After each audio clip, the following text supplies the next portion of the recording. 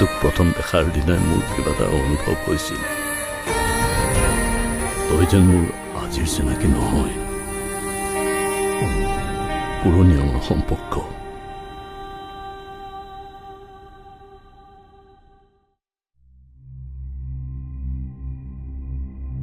যেতিয়াৰ পৰাই মই মোৰ প্ৰকৃত মাৰ বিষয়ে জানিছিলোঁ তেতিয়াৰ পৰাই এই পৰিয়ালটো অনুসন্ধান কৰি গৈ আছিল তাৰ বাবে যে কিমান সংঘাত কৰিছোঁ বহুত ডাঙৰ বিপদতো পৰিছোঁ বিপদ তোমালোকে কথা পাতা মই ভিতৰৰ পৰা আহি আছোঁ বল আমি বহি কথা বতৰা পাতোঁ বা ককাই কিন্তু তোমাক ইয়াতে থকা কথা ক'ব কিন্তু তুমি নামানিবা মই কোৱা কথাবোৰ পাহৰি নাযাবা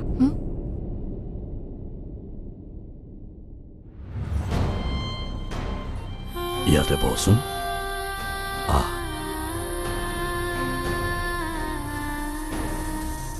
আৰাধ্যা যদি মই তোৰ বিষয়ে আগতেই জানিলোহেঁতেন মই তোক কেতিয়াও অন্য মানুহৰ ঘৰত ডাঙৰ হ'বলৈ নিদিলোহেঁতেন চা যি হ'ল হ'ল তাকতো সলাব নোৱাৰো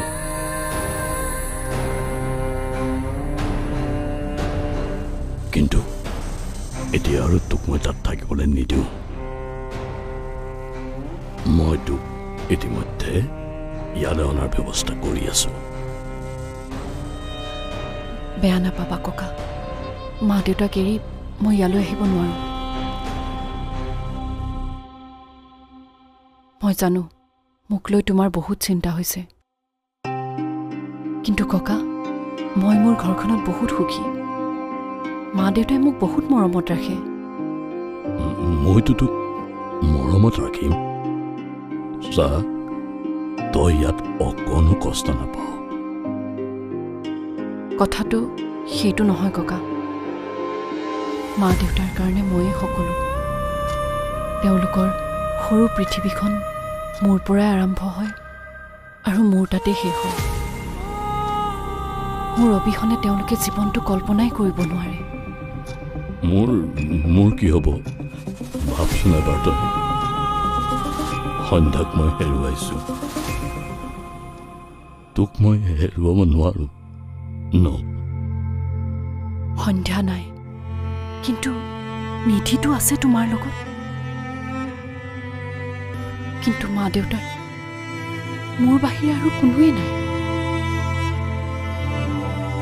তেওঁলোকক তুমি অকলশৰীয়া নকৰিবা ককা তেওঁলোকে দুখ পালে মই কেতিয়াও সুখী হ'ব নোৱাৰো অনুৰোধ কৰিছো মই তোমাক যি যেনেকৈ আছে তেনেকৈ থাকিব দিয়া মই মাজে মাজে তোমাৰ ওচৰলৈ এনেকৈ আহি থাকিম নিজৰ যত্ন ল'বা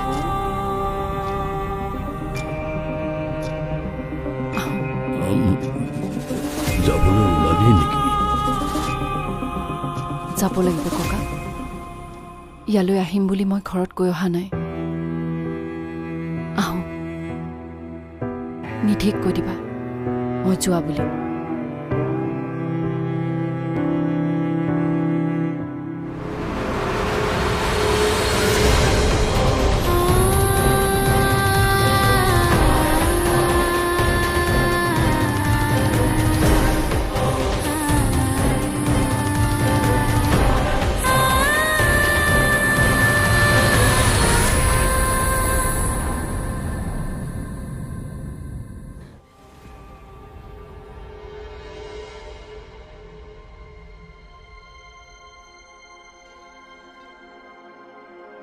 তুমি মোক নিজৰ বুলি নাভাবা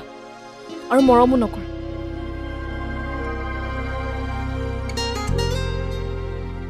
জানো তোমাৰ মোৰ প্ৰতি বহুত অভিমান আছে সময়ে নিজে নিজে দূৰ কৰিব দিয়া এইবোৰ ককাই মোৰ বিয়াৰ কথা কৈ আছে মই কি কৰোঁ একো ভাবি পোৱা নাই মোৰ বিয়াখন চোৱাটো হেনো তেওঁ অন্তিম ইচ্ছা কন্যাদান কৰিব বিচাৰিছে তেওঁ ভাবিছোঁ মই কথাখিনি তোমাৰ লগত আলোচনা কৰোঁ যদিও মই তোমাক বেয়া পাই আছোঁ তুমি যি কোৱা মই তাকে মানিম কাৰণ তুমি মোৰ বা মোৰ এতিয়া বৰ্তমান গাৰ্জেন তুমিয়ে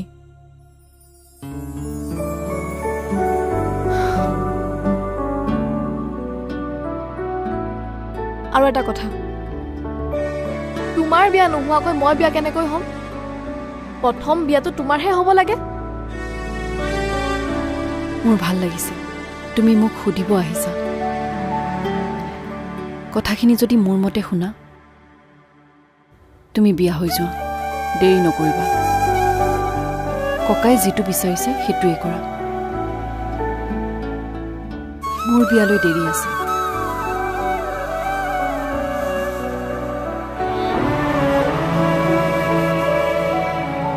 মোৰ সপোন আছে কিছুমান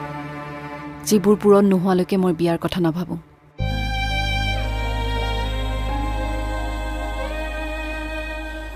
কিন্তু এটাই কথা মোৰ এবাৰ সময় লৈ উদীপ্তৰ ক্ষেত্ৰত আকৌ এবাৰ ভাবি চোৱা কেতিয়াবা কেতিয়াবা আমি নিজক শুদ্ধ বুলি ভাবি ভুলটো কৰি থাকোঁ চোৱাচোন কি জানিবা নিজে ভুল কৰি আছা প্ৰশ্ন কৰা নিজক তোমাৰ উদীপ্তৰ লগত কি প্ৰব্লেম মই নাজানো সি ভাল হয় বহুত বেছি আৰু মই তাৰ লগত সুখত থাকিম আৰু মই বিয়া হ'লে উদীপ্তৰ লগতে বিয়া হ'ম কেৱল তুমি মোৰ লগত বিয়াখনত থাকিবানে নাই সেইটো কোৱা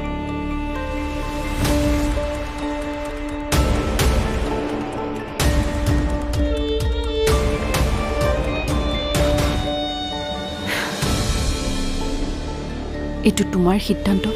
তুমি কাৰ লগত বিয়া হোৱা কিন্তু মই জানো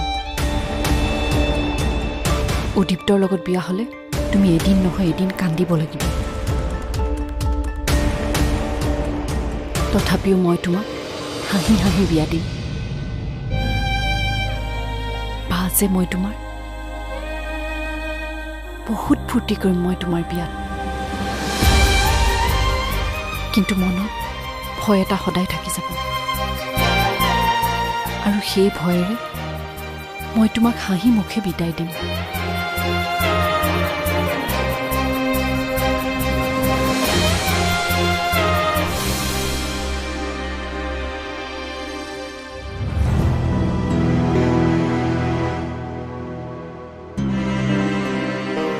নমস্কাৰ মই উদীপ্ত উদ্দীপ্ত মানে নিধিৰ হয় হয় আহাচোন আহা বহা বহা তুমি বহা হ'ব ৰবা মই নিধিক মাতি দিছোঁ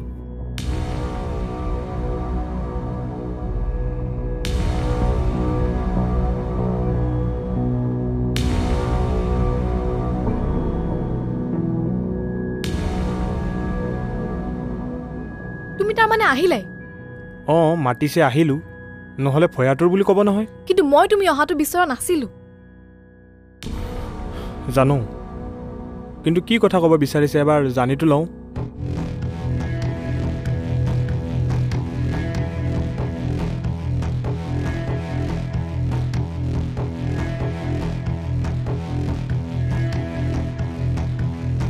খোৱা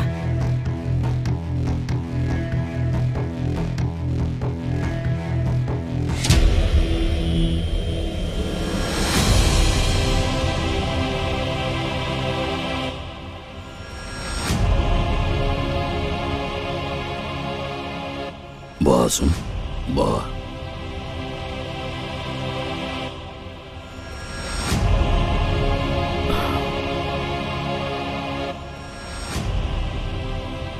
তোমালোক যোৱা এতিয়া মই এওঁৰ লগত অলপ কথা পাতিম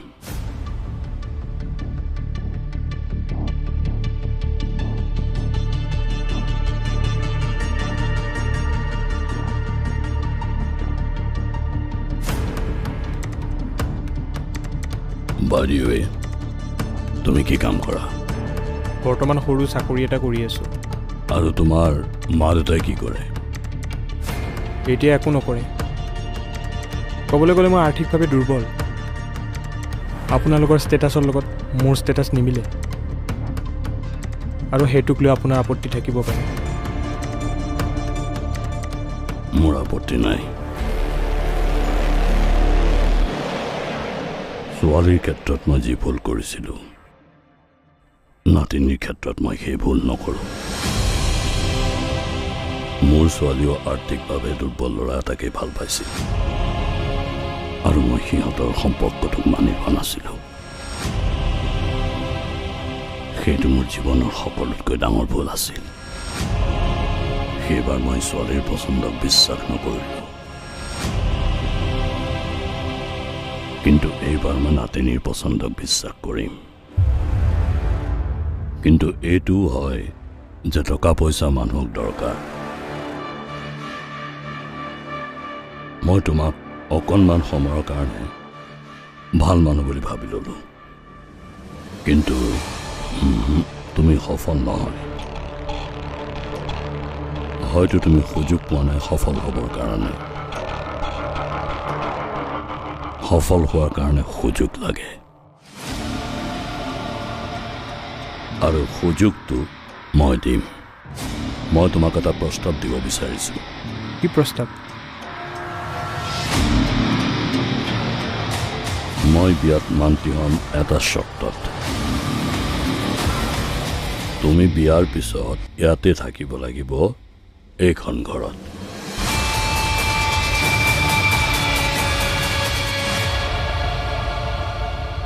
হয়তো মানুহে তোমাক ঘৰ জোৱাই বুলি হাঁহিব পাৰে ঘৰ জোৱাই কেনেকৈ হ'লা তুমি ঘৰ জোৱাই নহয় কাৰণ দুদিন পিছততো মই মৰি যাম তাৰপিছত কোন থাকিব এইখন ঘৰত তুমি আৰু অভিমন্যু এইখন ঘৰ বহুত ডাঙৰ আৰু যদি একেলগে থাকিব নিবিচাৰা তেতিয়া দুটা কিটচেন বনাই ল'বা দুখন ঘৰ হ'ব বাছ